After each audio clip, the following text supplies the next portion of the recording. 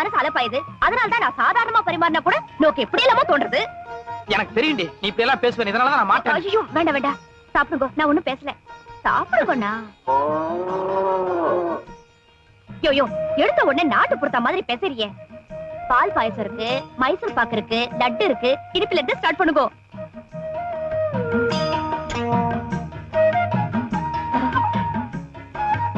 லைனா ஒண்ணுன்னா வாங்கோ.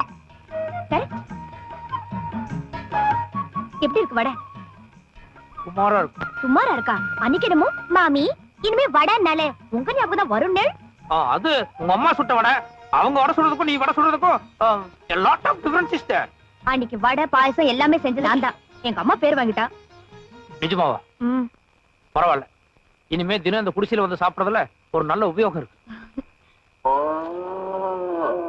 என்னது அந்த பக்கத்து வீட்டு பசுமாடு அப்ப பிடிச்ச ஒரு